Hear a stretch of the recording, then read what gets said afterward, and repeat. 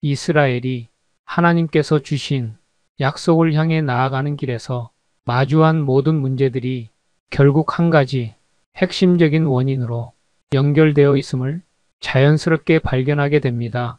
그것은 바로 하나님께서 요구하신 완전한 순종이 실제 삶에서 부분적 순종으로 약화되는 과정이며, 이 약화가 이스라엘 전체의 미래를 결정짓는 중요한 흐름으로 자리 잡게 됩니다. 이스라엘은 하나님께서 주신 땅을 눈앞에 두고 있었지만, 그 땅을 차지하는 과정에서 하나님보다 현실의 조건을 먼저 고려하기 시작했고, 그 현실 판단은 결국 하나님의 명령을 희미하게 만드는 결정적 통로가 되었습니다. 가나안 땅은 단순한 정복의 대상이 아니었습니다. 그것은 하나님께서 아브라함에게 약속하신 땅이었고, 그 약속은 출애굽과 광야를 지나 세대 간에 이어져 온 하나님의 언약의 실체였습니다. 그렇기에 이 땅을 차지하는 과정은 하나님께서 이스라엘에게 어떤 모습으로 살아가기를 원하시는지를 보여주는 중요한 신앙이 시험장이기도 했습니다. 그러나 이스라엘은 이 시험장에서 부분적인 승리만을 얻는 것에 만족했고, 그 만족은 곧 영적 안일함으로 이어졌습니다. 사사기 1장을 읽어가며 느껴지는 가장 뚜렷한 정서는 처음에는 잘하였으나 끝까지 가지 못했다는 흐름입니다. 하나님께 여쭈는 것으로 시작한 이 장의 초반부는 신앙 공동체의 아름다운 모습을 보여주었으나, 지파별로 분배된 각 지역에서의 실제적인 정복 과정에서는 그 아름다움이 서서히 흐려졌습니다. 유다가 철 병거를 가진 자들을 두려워한 것처럼 다른 지파들은 눈앞에 보이는 현실적 조건과 인간적 판단을 더 중요하게 여기기 시작했습니다. 이 과정에서 특별히 주목해야 하는 것은 이스라엘이 취한 공존의 방식입니다. 하나님께서는 이스라엘에게 가나안 민족들과의 공존을 허락하지 않으셨습니다. 그 이유는 단순히 민족적 대립 때문이 아니었고, 어떤 폭력적 정복의 논리를 정당화하기 위해서도 아니었습니다. 하나님께서 공존을 금하신 이유는 그들의 우상 숭배와 종교적 관습이 이스라엘의 신앙을 반드시 오염시킬 것이기 때문이었습니다. 가나안 사람들은 단지 문화적으로 다른 민족이 아니었고, 그들은 하나님을 대적하는 종교 체계를 가지고 있었으며, 그 체계는 이스라엘의 신앙 정체성을 무너뜨릴 요소들로 가득 차 있었습니다. 그럼에도 이스라엘은 그들과 공존하기를 선택했습니다. 이유는 다양했습니다.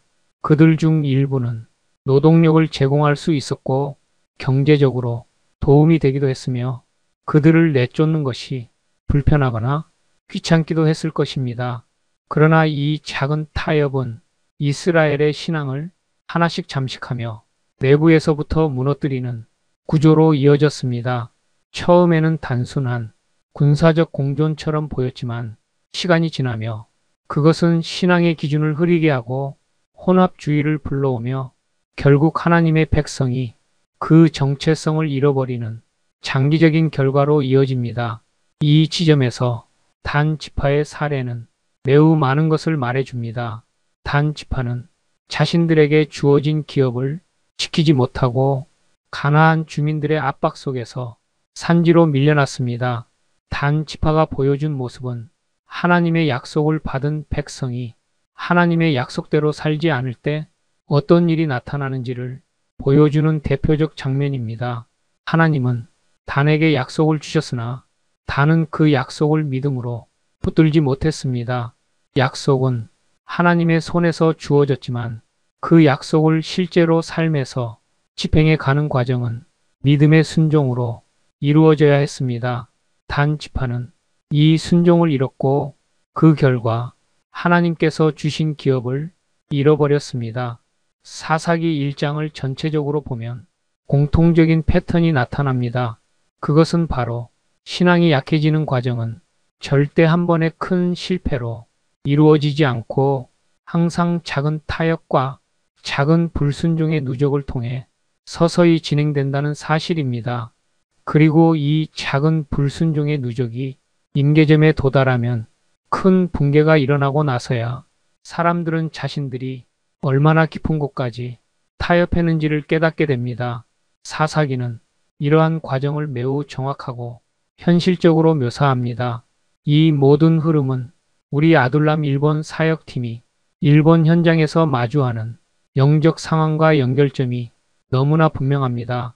일본의 문화적 장벽, 전통적 신앙 체계의 견고함, 의식되지 않은 우상 구조, 그리고 보이지 않는 영적 저항감은 모두 이스라엘이 가나안에서 마주했던 구조와 매우 흡사합니다. 일본 선교에서 가장 어려운 점 중 하나는 복음의 진리를 조금만 조정하면 좋겠다는 유혹이 자주 발생한다는 점이며, 이 유혹이 선교적 흐름 속에서 자연스럽게 보일 만큼 매우 일상적이라는 사실입니다. 그러나 사사기 1장은 분명하게 경고합니다. 작은 타협은 결국 전체 신앙을 무너뜨립니다. 하나님의 명령은 전체여야 하고 순종은 전면적이어야 하며 신앙의 기준은 어떤 상황에서도 변하지 말아야 한다는 것입니다. 우리 아둘람 형제들이 일본에서 사역하며 작은 승리를 경험하실 때에도 사사기 1장은 항상 다시 돌아오게 하는 기준을 제공합니다. 이 기준은 승리의 기쁨 속에서도 신앙의 경계를 지키고 작은 타협을 허용하지 않으며 하나님께서 명하신 그대로 걸어가야 한다는 것입니다. 하나님께서는 우리들의 이어가는 모든 지역에서 함께 하시고 그 가운데서 지켜야 할 경계와 타협하지 말아야 할 부분들을 분명하게 일러주실 것입니다.